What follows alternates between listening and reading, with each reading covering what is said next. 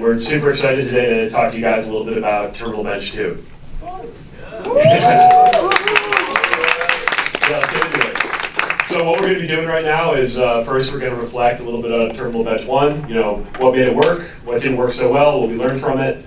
Then we're going to dig into Terminal Bench 2, the successor to Terminal Bench 1, and share some exciting things about it that I think you all are going to like a whole lot. And finally, we'll talk about a new project of ours called Harbor, which is our package for evaluating and optimizing agents. Sound good? Yeah. Yep. All right. So let's just get started with talking about Terminal Bench 1. We really started Terminal Bench with an opinion about how agentic evaluations and agents in general should interact with computers. If you go back a few months, and even today, there were really two paradigms about how computer use would work. The first was by operating GUIs, clicking through menus, drop-downs, selection, using multimodal models to navigate computers, much like a human would. And I think we really thought that this was not going to be the most performant way for a language model to operate a computer going forward. And a great example of this is if you've ever tried to launch an EC2 instance from the GUI. It's a ton of menus, takes you 20 or 30 clicks, and in comparison, there's just a single CLI command that can do this for you. So if you're really an expert at using the command line, you can do valuable work much faster than you could if you're clicking through GUIs. And so if you have an opinion about how AI should work, what's the best way to get other people to work on it? And that's by launching a benchmark. So we put out Terminal Bench. I guess it was back in March. Is that right? That was May was the original launch. And we've been very happy with the reception that it's gotten since then. So only 3 days after we announced it, it made it onto the Claude 4 model card to set a new state of the art. Today we have 1,000 stars on GitHub. We have 1,000 Discord members, many of whom are in the room today with us, and 100 contributors to the repo. So just thrilled to see the community grow around this thing and the adoption that we've had. It's used by all frontier labs in some capacity. It's made it onto many more model cards since that first Claude 4 one. And in the meantime, we've seen this proliferation of CLI agents. So, your Claude codes, your Cursor CLI, your Codex CLI, and in general, an increase in agents writing code to operate computer systems. People also use Terminal Bench in many unexpected ways. We didn't even anticipate JEPA using Terminal Bench for prompt optimization, or DevRev taking the Terminal Bench harness and using it for CI/CD for their agents before they deployed them, or members of the open source community taking the Terminal Bench harness and hacking it to perform RL. Didn't see any of this coming. But there's a few things that we definitely would have done differently. So if you look back at Terminal Bench 1 and you pay close attention to the tasks in it, a few of them were maybe not at quite the highest level of quality that we desired. Some tasks were far too easy. Hello World is a task in Terminal Bench 1 where an agent just has to edit a text file. And this was useful for debugging, but it also meant that even very weak agents were able to get some questions right in Terminal Bench. Some tasks weren't reproducible. YouTube download on that one, there's this cat and mouse game between YouTube and anti-bot protections. And so a solution that worked for an agent once might not work at some point in the future, and we wanted to avoid this going forward. And I think the third thing that's worth highlighting is that some tasks just weren't inherently valuable. A few tasks were games, like playing Zork, which is very interesting, and I think useful for saying something about agent performance, but not the type of task that we really wanted to evaluate on the long term. And so, with these things in mind, we're launching Terminal Bench 2.0 tomorrow. Terminal Bench 2 is comprised of 89 tasks, some of which are new, some of which are modified and improved from the original version of Terminal Bench. Every task in the benchmark is based off of real work that people do out in the world and are paid for.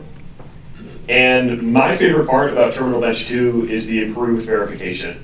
So I estimate we spent at least 300 hours digging through each one of these 89 tasks, trying to figure out whether or not they're broken, whether or not there's some way to cheat, whether or not they're reproducible, and really obsessing over quality while building this benchmark. And as I mentioned, we're launching tomorrow. Thank you. I'll just quickly highlight 3 new tasks. that we have in the benchmark to give you a sense of some of the things we're excited about measuring. One of them involves designing DNA primers to allow biologists to assemble DNA segments.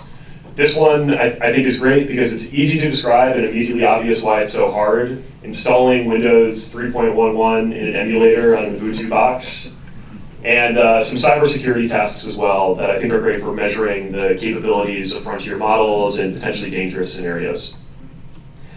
As I mentioned, we obsessed over quality this time around. I think we did a great job on that in the first benchmark, but even better verified this time around. We had multiple levels of review that went into each and every task that was merged into the final repo. We ran multiple agents, including ones that checked for trivial solutions or opportunities to reward hack. And then, as I mentioned, we manually audited every single task in the benchmark rigorously. And I think the end result is just a benchmark that has the highest possible quality standards. So really excited to see how people do on that. Here's some preliminary results. We see Codex with GPT-5 ranks at the top of the benchmark in our testing. I think something that's really interesting here is that Terminus 2, which is our harness for measuring language models, is the highest performing agent for many of these models. And so you don't, agents like Claude Code or OpenHands don't appear on this leaderboard quite as often as our minimal agent that we put together just for the purpose of understanding language models. So pretty cool to see that work, and if you're interested about why I think that might be, happy to talk about that later. So that's Terminal Bench 2. Really excited about that. And for the remainder of the talk, I'm going to hand things off to Alex, who is going to share some of the things that we learned while building Terminal Bench and how we're fixing those going forward.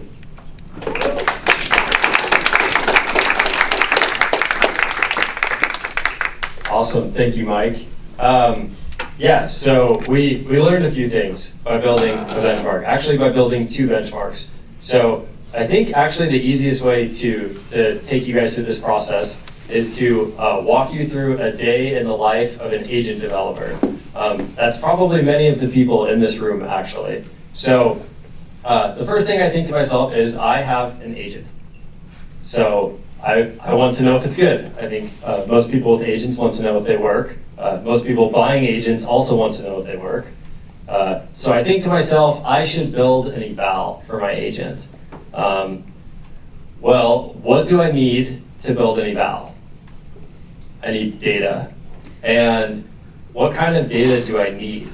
Well, my agent has to know what it's supposed to do when I'm measuring its performance, so I need an instruction.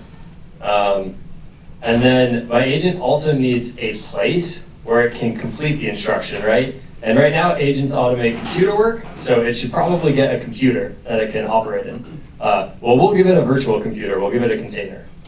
And then finally, after I give my agent my instruction, I give it a container to operate in. I need some way of knowing whether or not it completed the task. So in our case, that's a set of tests. These tests could, in theory, be like an LLM as a judge running under the hood that does a more subjective verification. But at least for Terminal Bench, it was always a set of unit tests. Cool. So I have data now. I have it in the right format to evaluate my agent. Now, how do I actually evaluate on the data? So keep this process in mind for the rest of the presentation. So step 1, start the container. Step 2, give an agent the instruction. Step 3, let the agent interact with the container. Step 4, run the tests. And step 5, based on the test output, return a reward. And if you're anything like us, the very first thing you'll ask yourself when you run an agent on this benchmark is you will say that the containers are so slow. And the solution to that is to run them in parallel. So if you start running them in parallel, you'll slowly bump up the rate of parallelization, and then you'll run into this problem. I'm running out of cores. We actually did have one contributor in Terminal Bench who went and bought a machine with 128 cores on it so that they could run every single task in the benchmark in parallel. But we don't want you guys to all have to go buy 128 core machines. So instead, the solution is to run them in the cloud. So cool, we have our parallelization problem is solved now. We can run a bunch of tasks in parallel. We can do it quickly. The next question is, how should my agent interface with the environment? Well, the most obvious answer is you should build a tool, right? Build a tool that lets it send commands to a container so that it can execute tasks. But then you might ask yourself, well, how can I run any agent in this environment? And the solution there is, well, agents are just programs, so install them into the container and then run them there.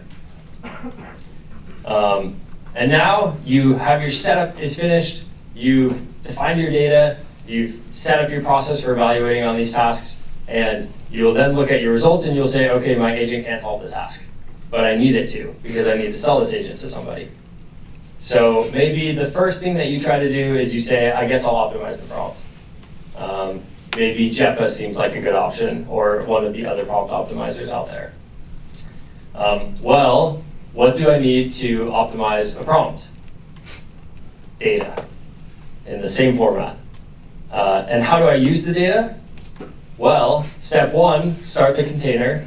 Step 2, give an agent the instruction. Step 3, let the agent interact with the container. Step 4, run the test. Step 5, return a reward and trajectory. And then step 6, update the prompt. Okay, so the prompt made things a little bit better, but it still is not quite good enough. Well, how about we do RL, and we actually update the model weights now? Okay, well, what do I need to do RL? Data, in the same format. And how do I use the data? Well, step 1, I start the container. Step 2, I give an agent the instruction. Step 3, I let the agent interact with the container, run the tests, return a reward and tokens in this case, and then update the weights. So starting to feel a little bit familiar. My agent works great now. I think I'm successfully ready to deploy this agent to production. But how can I make sure that if I modify it in the future, it doesn't negatively impact the agent performance without me knowing? Well, I should probably test it before I deploy it. What do I need for that? Data in the same format. And how do I use the data? Well, step 1, I start the container. Step 2, I give an agent the instruction, let the container interact with it, run the test, and return a reward. So hopefully you guys have started to notice a pattern. And we didn't even talk about SFT or other forms of optimization or modifying agent harnesses. But I think it's safe to say that there's a pattern of a type of process that everybody is coding over and over and over. In fact, every single benchmark that gets released, at least I would say maybe all coding benchmarks that get released at this point, are some form of instruction, container, tests with some bespoke harness that was coded up that feels very analogous to every other harness that has been coded up. Or they don't even release a harness at all. So what we are here to tell you guys is you should stop writing the same code over and over again. And instead, you should start using Harbor.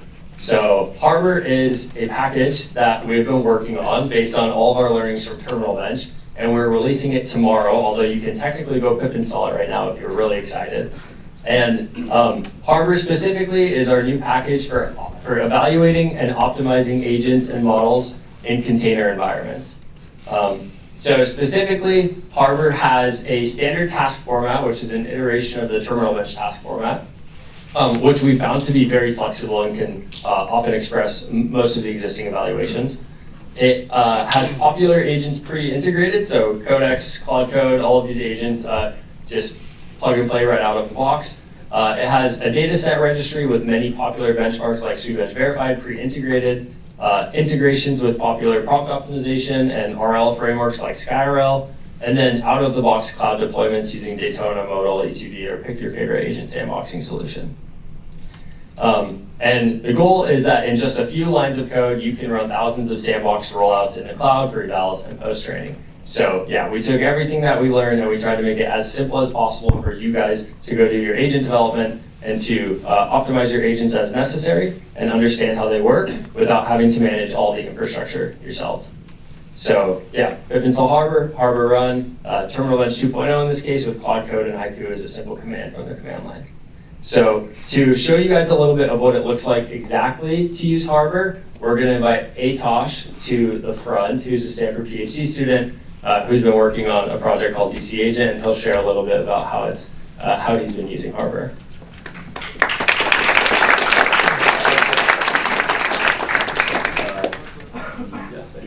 Yeah, just share your screen. Yeah. Cool. Yep.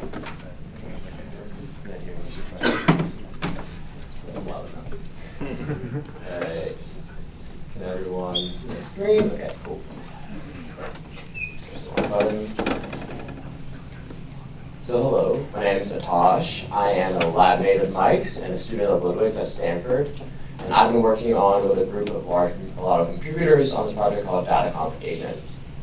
This is a little bit of context. So as of recently, like many open source models and frontier models have been targeting amazing benchmarks like TornelBench and SweetBench, trying to target agentic behavior because it's very desirable for downstream users to have this.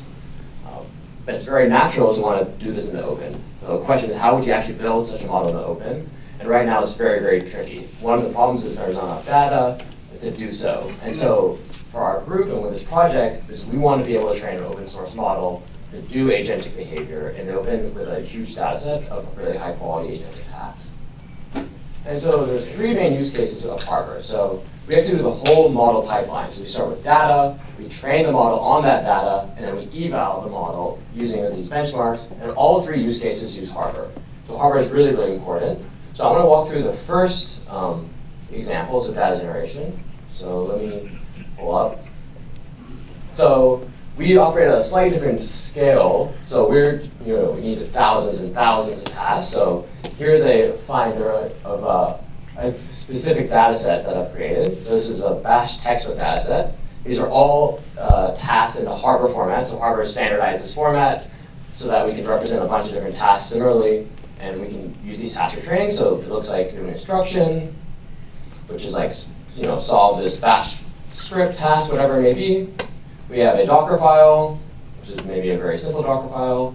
Yeah, you can see it's extremely simple. And with this very simple formulation of data, we can actually start generating traces from this. So let's say we want to do SFT. So we want to train to mimic a frontier model. So let's say I want to run GPT or Claude on this task and train on it. So I can just very much use very simple code. So Mike wanted me to show this code, so I'll show it. It's not that clean, don't judge me. Can you zoom in? Yeah, I can zoom in. It's not that clean, so don't judge me. So you can see that we create a job config, just like you would in Harbor. You create an agent config, which defines your agent's harness, the model name, and all that's taken care of underneath the hood. So you can use different agents like OpenHands or Terminus or what have you to generate the data. You zoom more. Yeah, I think. Collapse your, yeah. Yeah. Is this better? No. More? Okay. This is Command Plus, yeah, there we go. Okay. Huge. Okay, so yeah, we define an agent, we define an environment config, we can define how we run the job, so how we orchestrate it all through Harbor, and then we just run this very simple thing, job.run, and I'll run it real quick. Okay, you can trust me that I'm running this, the traces on the bash textbook that you just saw. See if you if I go to Daytona, so we're using, I can't run 10,000 Docker containers on my laptop. I've tried. I had to spend a day with Apple support. But you can look at Daytona, and you can see literally thousands of sandboxes are spinning up. So I'm running 1,000 parallel sandboxes at once to collect data with GPT and running on those bash textbooks and collecting traces, and I'll use that for data. So here's an example of what it looks like. This is one I've generated before. There's 100 rows of data sets where I've scraped. I've used Harbor to interact with this task, and you can see the traces in Terminus format interacting with this task, and I can directly train on this. And so being able to generate thousands of traces with Harbor on thousands of different types of tasks with frontier models is a super nice use case for generating high quality data. And that's all for SFT. We use this for the entire model stack. So we do RL, just like Mike mentioned. We RL with Harbor in the back end to calculate rewards. And downstream, we eval on a bunch of different evals using Harbor as well. So Harbor is really crucial to our entire stack. They built a great thing.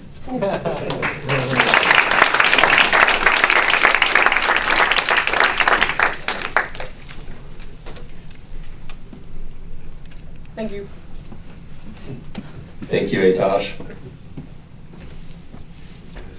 Atosh actually set multiple records on Daytona, by the way, for most sandboxes ever created in a day. Their support loves us.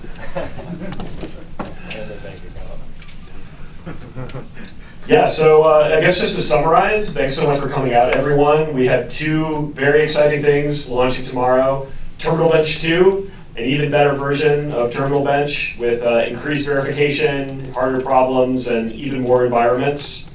And we're also launching Harbor, which is our new package for evaluating and optimizing agents and models.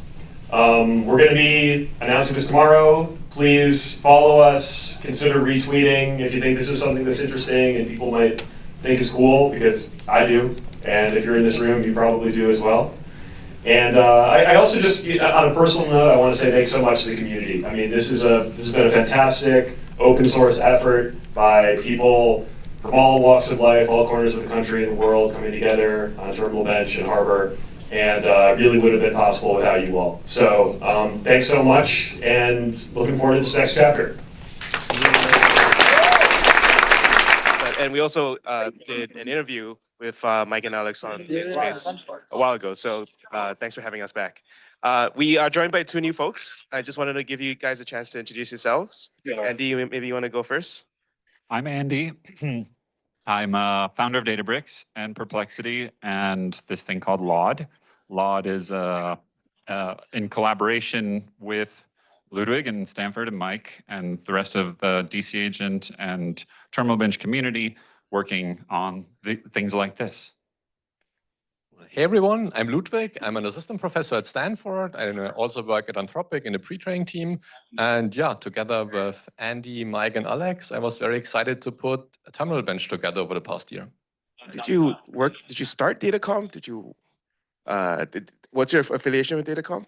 I mean, okay, so Datacomp is the series of papers that collaborators and I have done over the past few years around building data sets for AI training. So we started this back in the good old days, building data sets for CLIP, then for language model pre-training, then for reasoning fine-tuning, and now for agent training data. Yeah, awesome. Okay, so there's like a lot of like academic affiliations going around. And I'm just kind of wondering, like, how does something like this come together? Like, was it your idea? Like, I think it was like kind of your research projects that you then talked to Andy about, something like that, right? Like. Yeah, okay. Basically, on my side, around summer 2024, I was starting to think around, like, okay, what would be a good benchmark to work on next after the chatbot benchmarks? And I was wondering, okay, like, how good are language models going to be at like long horizon tasks? And I thought, okay, something in the terminal would be a good benchmark to do. And then I was chatting with Mike about this because at the time I was trying to get Mike to come to Stanford to do a postdoc with me. And then I think Mike mentioned, hey, you should talk with this guy, Andy, because Andy was thinking about something very similar, and then we decided to team up. Yeah, this happens a lot, by the way. Andy gets a lot of the "you should talk to Andy" calls. And from my side, I was tinkering with agents for a long time and was really into Sweetbench and MemGPT.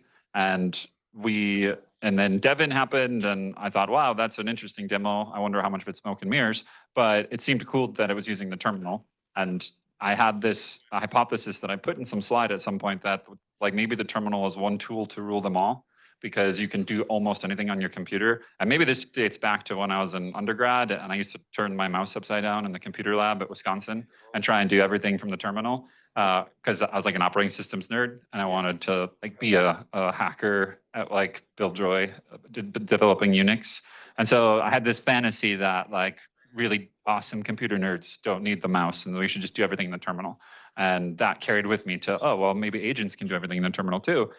Then I met up with Ludwig and Mike and Chris and others at NeurIPS, I think is where we first connected about this idea. And Ludwig said, I have this student that I've been talking to about this thing, CLI bench. And I said, oh, I have just the slide that you are already building. So let's team up and have Laud and Stanford bring this thing to reality. I'll briefly mention Laud and then I'll double click on Terminal Bench 2. So Laud, you also announced like a bunch of slingshots, right? We also have another one of your supportees, I guess. Yeah, I think there might be more than one in here now. Who else? Anybody who got a Lod Can you slingshot shout? today? Yeah, can you shout out like what was the day do? On 2. So everyone knows Yeah. Arc, so I'm gonna skip Arc. over Arc. And then Laksha, who is the lead on JEPA. Oh, okay. Everyone go say hi to him. Yeah, say hi to Laksha. Laksha's a rock star right there. Cool. Who? Oh yeah, Lisa. Lisa, you still here? Somewhere. She was here. She might have had to leave. Too bad. Berkeley student in the Berkeley AI Research Lab. So three of the slingshots. Well, how many did we announce? 12, 14, something like that? Where's Braden? And Yeah, so these are research projects that Laud is giving resources to. It's like a grant program. We don't only give cash, we give GPUs, we give data, credits for doing data creation and labeling. We give access to industry introductions and advice around communications. We try and throw events, so there's community resources. We run meetups for these. And yeah, so basically it's a grant program to keep people doing awesome research in the open. if someone here is In working, addition, you also contribute, Alex, to projects. That's true. Yeah, so engineering resources. That's a big one. Much Yes. better than GPU credits. That's Alex, fair. are you like a floating resource or what is this? Well, I'm at GPU. No, I joined Laud to work on the K prize originally, which was this $1 million prize around Sweetbench. And then we worked on that for about 3 months, launched it in December, which is the exact same time that we met Ludwig and Mike.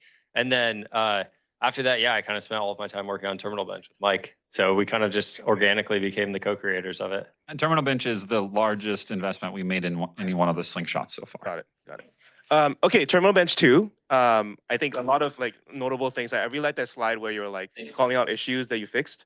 Any qualitative stories behind the scenes of like developing the new ones that you want to shout out?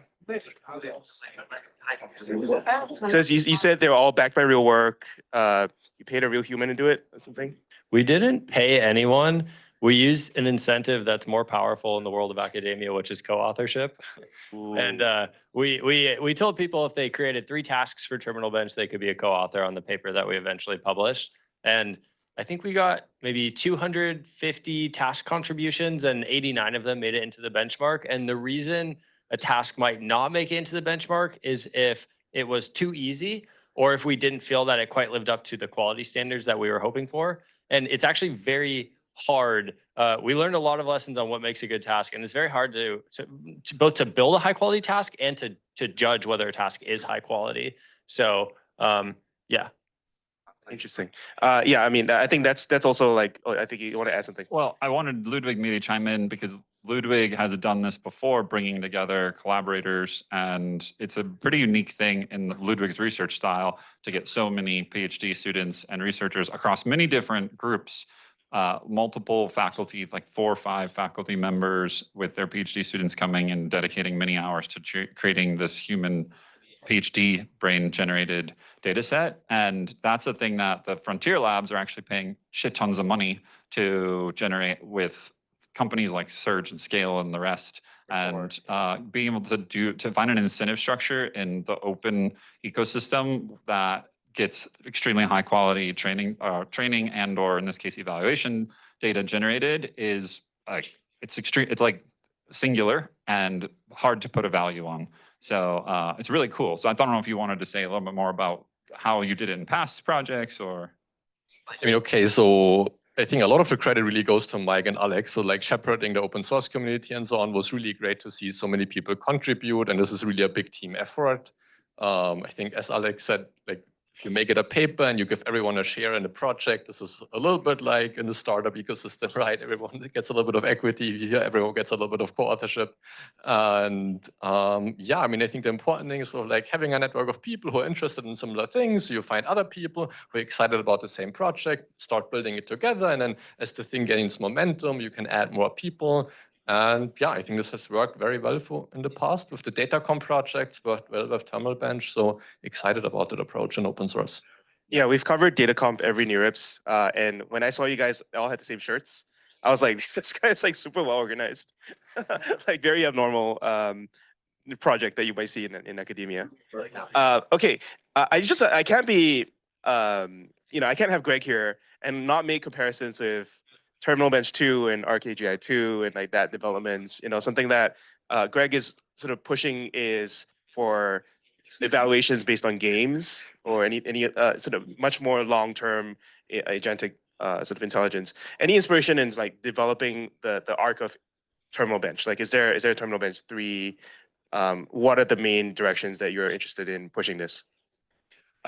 We haven't talked exactly about a terminal bench 3, but I think something that is very exciting about what we've landed on here is that virtually any task you can think of performing on a computer can be expressed as a terminal bench task. Like I think if we I can challenge you on that, but yeah, keep going. I'd love to hear that. Yes. But if I think if we made any mistake, it was calling it terminal bench. It's really about containers. It's about environments. Okay. And some agents interact with these environments through terminals, but that's not necessarily the only way that they could go about doing it. And so with that in mind, I'd love to see a version of terminal bench around scientific computing.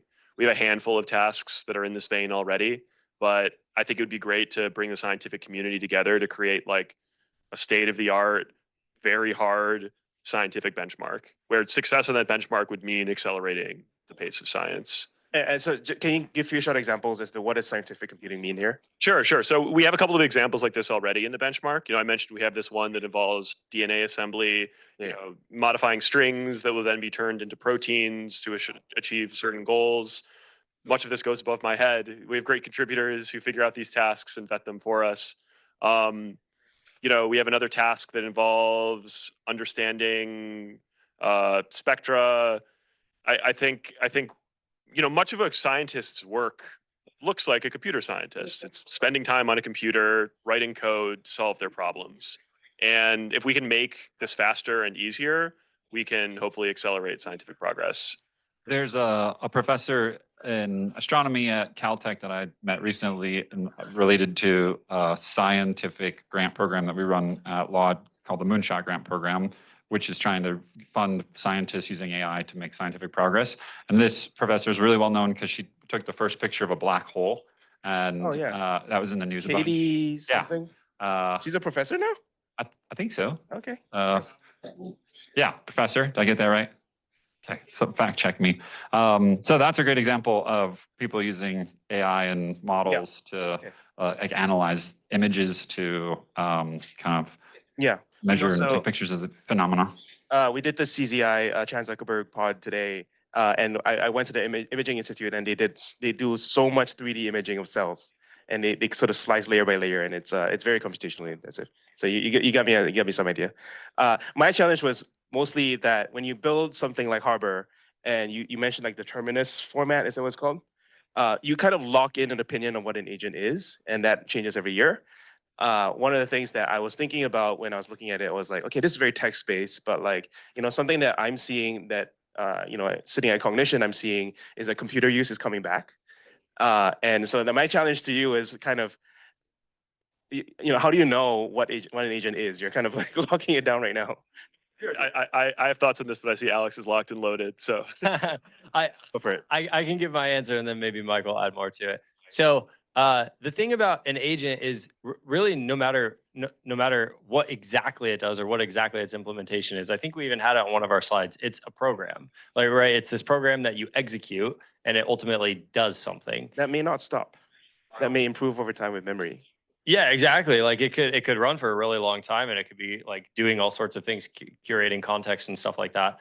But if you can just frame any agent as a program that gets executed, then that program can be executed inside the container. And you could also have the GUI running inside the container too, and the agent could be interacting with the GUI in the container by scrolling, clicking, typing, stuff like that. Just depends on what its tools are implemented as. Yeah, I mean, I was just going to say, like, we like text-based agents. We think right now they're the frontier of agentic performance. This very well may change. And you're right. I think it doesn't make sense to lock in too firmly on an abstraction. And so as Alex said, something that's great about Harbor is if you can install and run your agent, then you can evaluate it inside the framework. Nice. So that's kind of what I mean when I say I think just about any agentic task, although I guess infinitely running ones are interesting and something to think about, could be expressed in this format. Okay, lovely. I don't want to take up too much time. Any parting words? Any? Thank you. I would say one thing, which is we really want Terminal Bench 2 to be adopted as widely as possible because we believe it's a good benchmark. And the number one thing that you guys can help us with is to help amplify our announcements tomorrow. So anything you guys can do, if you also want this benchmark to be widely adopted and used to improve models and agents in the future, that would be amazing. So thank you so much already for coming tonight. Yeah, you do my best. Congrats.